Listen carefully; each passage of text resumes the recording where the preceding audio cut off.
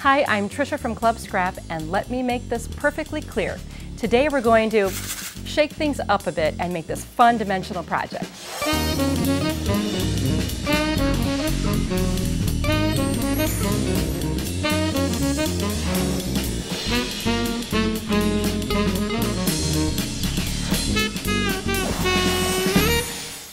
Now what we're going to start out with for our project are 2 sheets of die cuts. These are from Club Scrap's Chapter 1 collection, and these are so much fun because all of these little frames are fully nestable. So if you have one of each color in each frame, then you can interchange them. It's so clever. Let me show you how this looks. After I've punched out this congratulations frame, I'll cover it up with this blue happy birthday frame. I've got a really clever face for my card. And of course you have the same thing in the opposing colors. Isn't that cool?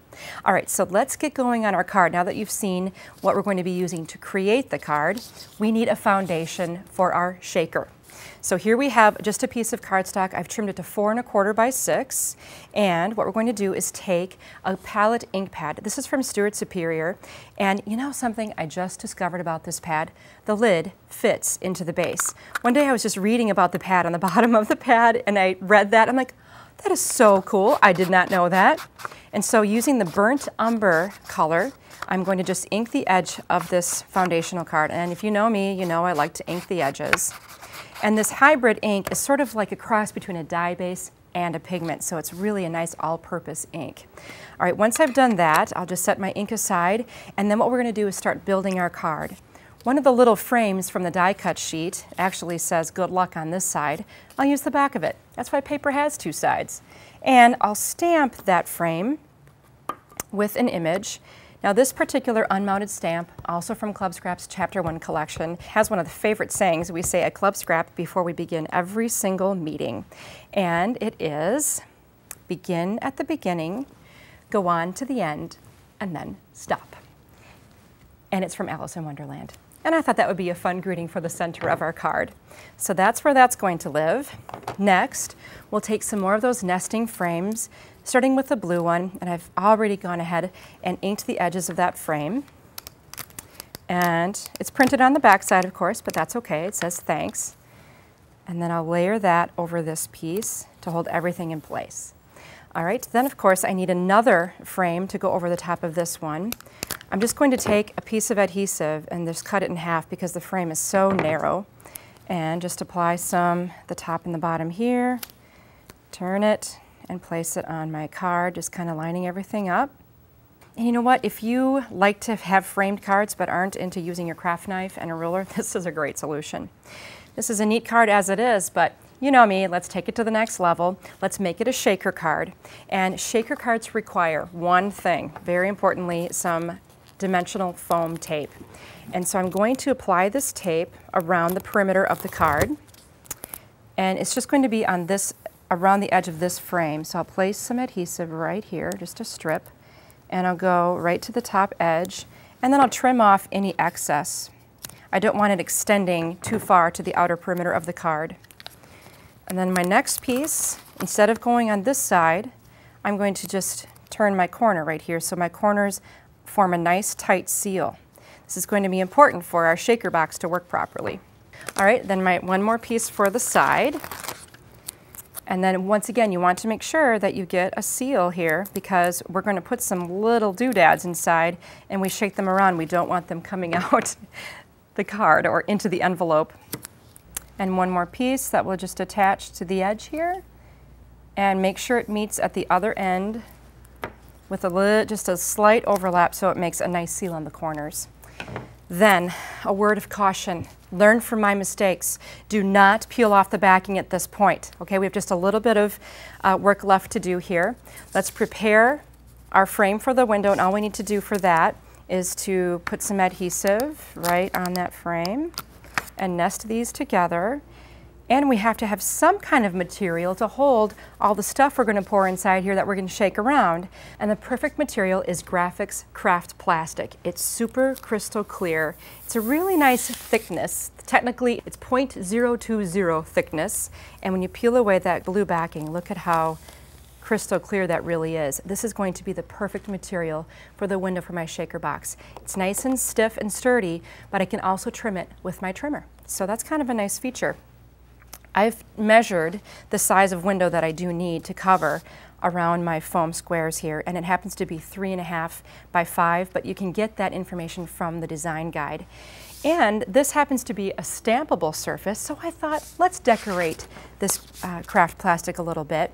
And once again, I'm reaching for this Noir Black palette ink pad from Stewart Superior.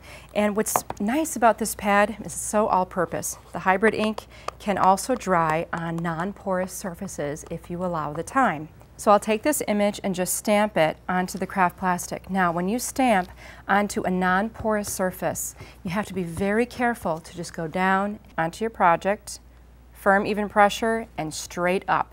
I think they call it the kiss method. You just want to kiss it and release. Now, my craft plastic is stamped and ready. My foam tape is perfectly perimetered around my die cut. Now I get to add the goodies. When you're adding little beads or whatnots or anything to something like this, you want to make sure that you keep the cat away. I have heard stories about cats, they just love this stuff. I don't know what it is. So anything that you're going to be doing, just lock the door and be in your room all by yourself. All right, so you can be kind of generous with this, and you can add anything you can think of. Confetti, sequins, and now very carefully remove the foam backing. So you have the advantage of learning from my mistakes. When I removed the backing and then sprinkled all the stuff into the opening of the card, you end up getting sprinkles on the adhesive, and then you have to take a tweezers and you have to take it off, and it's just not fun. Okay, so here we go with our craft plastic, laying it on top of that frame and just push down around the edges to make a good bond.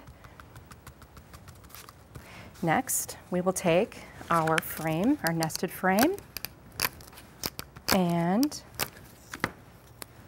put it on top of this piece. And then shake, shake, shake, shake, shake, shake. You know the rest. I know. Isn't this fun though? I love this. Who couldn't get excited about getting a card like that? Oh, but we're not quite done. Let me show you how to finish this off. Okay. So here we go. I have a red gatefold card. This is one of the other colors in that Chapter 1 collection. And a gatefold, I guess it could also be called a cupboard fold. It has two sides rather than just the one. And we need to adhere this card face to the card. A little tip for you, once again, learning from my mistakes. Only apply adhesive to the area of the card that will stick to one of the folds. Because if you put adhesive on this whole thing and you stick it onto the gatefold, it's closed forever.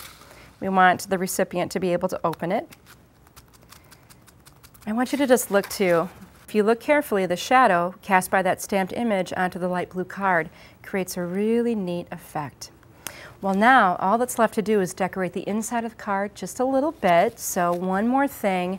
One of the other die cuts from the sheet of die cuts has this gorgeous printed happy birthday on it. I thought that would be fun to be attached right about here. And at Club Scrap, every month we do our coordinating fibers. This one in particular, I was really fond of this cute polka dot style. So I thought I'd staple this ribbon onto the tag. But it was funny, I was at home working and I was looking for my stapler and I couldn't find it. It wasn't on my desk. So instead of running upstairs to go get the stapler, I decided to grab my 16th inch hole punch and punch a hole into this so I could attach my ribbon with a brad. Now, if you're like me, I've tried this in the past, and every time I do it, I end up puckering the ribbon and wrinkling it all up, and it never looks quite right, and I can never find the hole back again. But if I do it with a punch, I literally have a hole for my brad to go through, and then I can just split the ends at the back. If I wanted to, I could nest another tag back here, and I can attach that to this panel of the card. Notice on all of these, I've inked the edges of everything. I think it makes a really nice addition. And then finally, one last element, the craft print from Chapter 1. It's kind of a nice soft look to the red, to the brightness of that red color. And now my card is complete. Well, this would really brighten up someone's day. Now let me show you how we can incorporate this same idea into a scrapbook page. So here's my shaker version of the scrapbook page. You can see here that I've cut a window into my printed paper. I've kind of taken advantage of the "they lived happily ever after" quote right on the paper. and I put it down inside my foundational piece and added my foam tape, added all the baubles and beads, and now it shakes. But I've also needed to add another window down in the opposing corner because I need to provide some height balance. If I have this foam tape at the top of the page, I also need it at the bottom.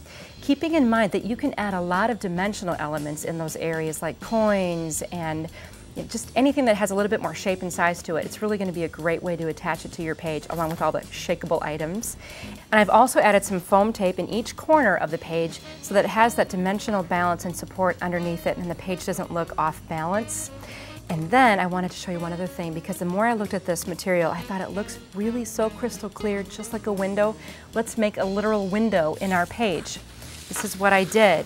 I made some smaller photos from scenes from the Morris summer, and I cut a window into this page, took the 4x8 piece of craft plastic and sandwiched my pictures inside, stamped it, and I layered another piece of scrapbook paper over that, mounted it with some eyelets, wax linen thread, and a couple of decorative little beads here.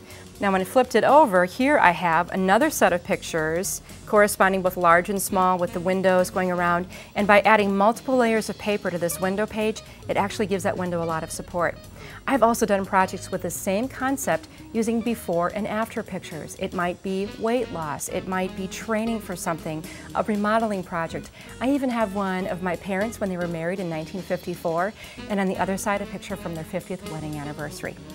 So let me just challenge you to shake things up a little bit and give this project a try and see what you come up with. I'll see you next time. For step-by-step instructions on how to create this week's project, download the design guide featuring special make-it-your-own bonus tips.